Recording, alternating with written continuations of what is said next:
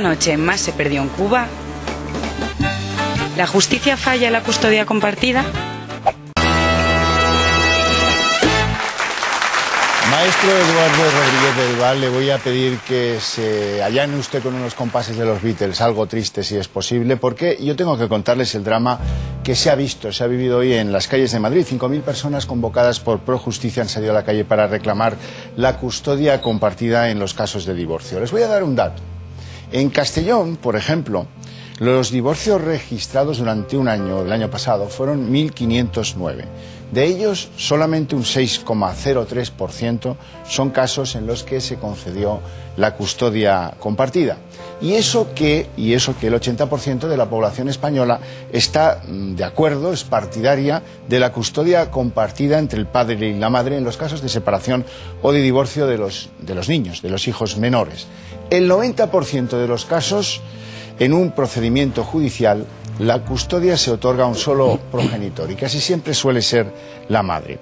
La pregunta es evidente. ¿Hay un mal uso, hay picaresca, hay engaño en eso de la ley de violencia contra la mujer que se hace valer en los casos de custodia? La presentación de una denuncia por malos tratos implica que en cuestión de 3 días el hombre debe abandonar el domicilio familiar, luego abonar una pensión de alimentos para los hijos que quedan con la madre y en muchos casos una orden de alejamiento pesa sobre el padre y esta le va a impedir ver a los menores.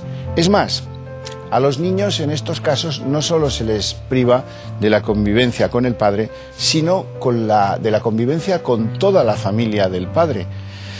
En fin, Elisa del Castillo, vamos a preguntar a la audiencia sobre este tema y empezamos el debate. Pues el primer cubómetro de la noche, la pregunta que les hacemos es si creen que los tribunales favorecen a las madres en los casos de la separación. Si su respuesta es sí, llamen al 905-810-317. Y si su respuesta es no, llamen al 905-810-318. Nuestra primera invitada es Guadalupe de la Fuente, que es presidenta de Abuelos Separados de sus Nietos. Una abuela guerrera, si usted me lo permite, joven y guerrera. Sí, porque, bueno, la madre prohibió al padre ver a los niños, pasan 10 meses hasta que el padre puede verlos y bueno, y denuncias falsas contra el padre y todo. Efectivamente, un lío, ¿no? Sí, así fue. ¿Cómo es ese caso? Cuéntenoslo. Bueno, pues mi hijo no se separa porque no se casa, simplemente, bueno, solicita un régimen de visitas. Bueno, disculpe por la voz porque estoy fatal. Y bueno, hasta se hace una demanda para solicitar un régimen de visitas. Los juzgados están súper saturados y se tarda más de 10 meses en dar unas medidas para poder verle. ¿Qué sucede? Que la madre no quiere que el padre vea a la niña, se encona el problema más y la niña empieza a venir a casa normalmente. Yo, ante la vista de que la madre no quería que la niña viniera, contrato unos psicólogos para que estén en casa cuando llega la niña y que vean cómo debemos de interactuar el padre con la niña, nosotros los abuelos, es decir, que la niña sufra lo menos posible. Y así estuvimos como 2 meses, la niña venía encantada, ya tenía la niña 2 años, y a partir de ahí empiezan a sucederse, como la niña cada vez que se iba con su madre, la dejaba a su padre, le decía, adiós papá, te quiero mucho, la madre se empieza a enfadar y pone una denuncia tras otra, todas se archivan, todas se cierran, nada se sostiene y finalmente pues lo que ha logrado es tener 7 condenas y un apercibimiento de un cambio de custodia, claro, por parte de la Fiscalía. Ana Clara Bellió es abogada de familia, lleva 20 años pateando los juzgados y cuando digo pateando no estoy haciendo una broma fácil, pateando a veces también supone ver injusticias en este entorno. ¿Cree usted que los juzgados favorecen la posición de las madres descaradamente? Yo entiendo que sí, ahí están las estadísticas. Es cierto que el 90% de las sentencias que se dictan atribuyen la custodia, en este caso en exclusiva, a las madres. Es cierto también que en torno a un 9% se atribuye ya en procedimientos la custodia compartida y el dato relevante es que ese porcentaje es superior, el de custodia compartida, a la custodia que se atribuye al padre. Es decir, en los procedimientos de familia el 3% es para los padres y el 9% de custodia compartida. Por tanto, claramente se está incrementando ese número de custodias compartidas. Y si me permites, dentro de esas custodias compartidas, solo un 1% es en procedimientos contenciosos, siendo el resto normalmente procedimientos de mutuo acuerdo de custodias compartidas. Vamos a ver ahora un vídeo en el que tratamos de aproximarnos a este problema para que ustedes tengan más claro cuál es el fiel de la balanza. Alrededor de 50.000 menores sufren divorcios contenciosos. Con el fin de intentar suavizar un ya de por sí complicado divorcio, son muchos los sectores que piden una nueva ley de custodia compartida. En mayo, Aragón hacía historia al ser la primera comunidad autónoma que por ley establecía como preferente la custodia compartida de los hijos. Según ese decreto, esta es la pauta a seguir en el caso de que los padres divorciados no logren alcanzar un acuerdo. Cataluña y la Comunidad Valenciana están trabajando también en ello. De hecho, se espera que a la Comunidad Valenciana lleguen Navidades. Son muchos los padres que advierten de posibles denuncias falsas por parte de sus exmujeres para evitar la custodia compartida. De hecho, para María Sanauja, juez, la ley de violencia sobre la mujer es un fracaso. Las denuncias falsas por maltrato han aumentado de forma considerable en los últimos tiempos en España. Por ejemplo, en la ley de separación y divorcio, para evitar que pueda ser acordada una guarda de custodia compartida, la ley dice que una simple denuncia, que no una sentencia judicial firme, puede ser suficiente para que el juez ya no pueda acordar una guarda de custodia compartida. Y es que cada año se producen en España más de 100.000 rupturas matrimoniales, casi 333 divorcios cada día, y la custodia compartida solo se establece en un mínimo de los casos. Don Francisco Zugasti es el presidente de la asociación que convocaba esta mañana esa manifestación. En su caso, a él le han quitado la patria potestad, acusado falsamente de un delito de violencia de género. Y ahora ve a sus hijos. Su hija, por cierto, cumple el lunes 16 años. Sí. Ve a sus hijos a escondidas. Cuéntenos su historia. Lo primero que quiero aclarar es que no somos solo Pro Justicia quienes hemos convocado la manifestación, entre otros, por ejemplo, la Asociación de Abuelos Separados y Nietos y más de 30 asociaciones. Creo que quede claro esto. En mi caso particular, pues he sido víctima de todo tipo de denuncias falsas, salvo de abuso sexual a mis hijos, prácticamente de todo. Pese a que todo ha quedado acreditado que eran denuncias falsas, por ejemplo, yo estoy condenado por amenazas e injurias por telepatía. ¿Cómo? ¿Por amenazas e injurias por telepatía? Luego lo gané. ¿Cómo se hace? No lo sé, yo no lo entiendo. Habrá que preguntárselo a la jueza que me condenó. A pesar de que todo eso se ha demostrado por sustracción de menores y demás, todo eso ha quedado claro. Lo que pasa es que los procedimientos judiciales llevan años y después de 2 o 3 años, cuando consigo demostrar judicialmente que todo eso era falso, si es que hacía falta demostrarlo, solicito una modificación de medidas de que se me restituyan a los niños y todavía estoy esperando. Y por eso me veo en la tesitura de tener que ir a ver a mis hijos a escondidas. Por cierto, estoy condenado por ir a ver a mis hijos al recreo, es violencia de género, según sentencia judicial. Tremendo caso. Maite Mijancos, que me acompaña a mi izquierda, es directora del Instituto Europeo de Estudios de la Educación.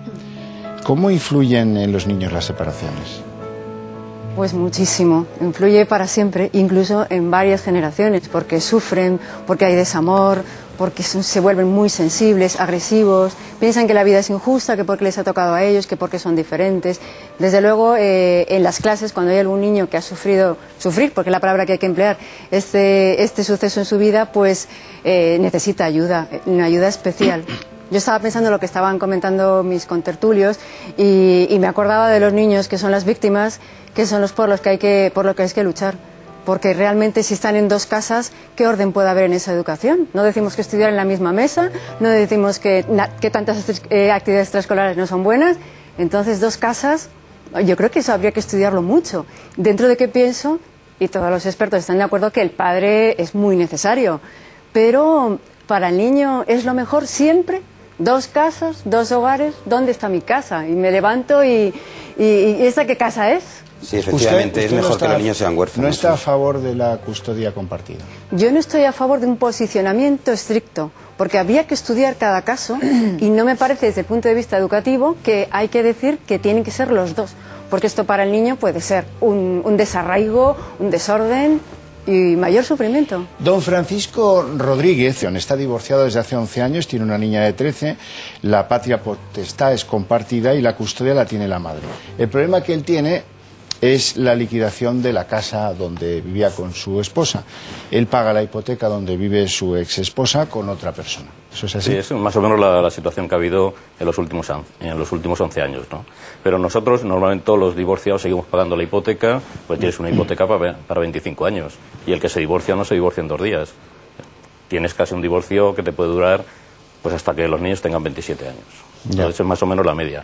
Y la problemática de una ruptura de pareja son tanto la liquidación de bienes gananciales como quién se responsabiliza del cuidado de los niños, ¿no? En Europa está solucionado, mientras que en España pues todavía... ¿Usted está a favor de la custodia compartida? Yo sí, y nuestra asociación también, porque es la experiencia que ha habido en Estados Unidos, en Australia, en Brasil y en 22 estados de la Unión Europea. Es decir, lo que pedimos es la corresponsabilidad parental. No podemos entrar en decir es bueno que haya dos casas o dos... Eso lo tenemos también en vacaciones, ¿no? Es decir, el padre y la madre se tienen que responsabilizar de los menores, no solamente uno de ellos. Y la figura tanto de la madre como del padre en la evolución psicológica del niño es fundamental. Y ya estamos viendo, por ejemplo, en el caso de niños de 14 años, el fracaso escolar tan exagerado que hay en España, ¿no? Hemos sacado esta mañana las cámaras a la calle en esa manifestación y hemos preguntado a los padres que estaban en ella. En los 6 primeros meses de este año se han producido un total de 60.000 separaciones. Por este motivo, y aprovechando el Día Internacional de los Derechos del Niño, se ha salido a la calle para defender la custodia compartida. No son extrañas este tipo de reivindicaciones, ya que en la actualidad, en caso de divorcio, el juez asigna el cuidado de los hijos a la madre, entre otros privilegios. Esto es lo que opinan los ciudadanos. Las madres, porque les dan la custodia de los hijos con la vivienda y la pensión que tienen que abonar los padres. A los padres les queda ser padres visitadores y padres pagadores. Yo creo que sale perdiendo él, se queda sin la familia. Más del 90% de las custodias se otorgan de forma unilateral hacia la madre. Es decir, los hombres vivimos en un Guantánamo aquí en España, es decir, no tenemos derechos como padres. Incluso aunque el padre demuestre que está igual o más preparado que la madre. El niño va acompañado del lote, de la casa, de la manutención y de todo tipo de pagos, es decir, es el premio. Le puedo explicar mi caso, por ejemplo, de mi hijo. Está en la ruina completamente. Y encima tenemos que si no en 8 días tiene que presentar 28.000 euros. Porque como está en el paro, le ha agotado todo, ¿entiendes? Que no puede pasar la pensión que le pagaba antes, le ha denunciado. Cuando en muchas ocasiones el padre ha estado trabajando y aportando todo el dinero de la manutención y entonces, ¿qué sucede? La parentalidad en este caso está ligada al interés de quedarse con la casa. De la noche a la mañana, sin sentencias motivadas, por ningún criterio, nos echan de nuestra casa, nos obligan a pagar pensiones y sobre todo, ya no solamente el expolio económico, sino lo más dramático es el expolio afectivo. La ley del divorcio es una ley machista, porque recluye a la mujer en lo doméstico y al padre le quita de responsabilidades. Por lo tanto, es incomprensible que un Ministerio de Igualdad siga apoyando leyes machistas, es alucinante. Bueno, les sigo presentando a nuestros invitados esta noche. Doña Consuelo Abril, que es abogada de familia, ha presidido incluso la Comisión para la Investigación de los Malos Tratos a Mujeres durante 14 años, si no tengo la cuenta mal sacada. Muy bien sacada. Y yo le quiero hacer una pregunta a usted, que además es profesora de la Universidad Carlos III. ¿Hay casos de abuso de esas denuncias por violencia de género para recibir la custodia de los hijos? Bueno, yo la verdad es que me remito a un informe que hay del Consejo del Poder Judicial, que habla de una forma muy clara y muy estadística que denuncias falsas prácticamente no existen.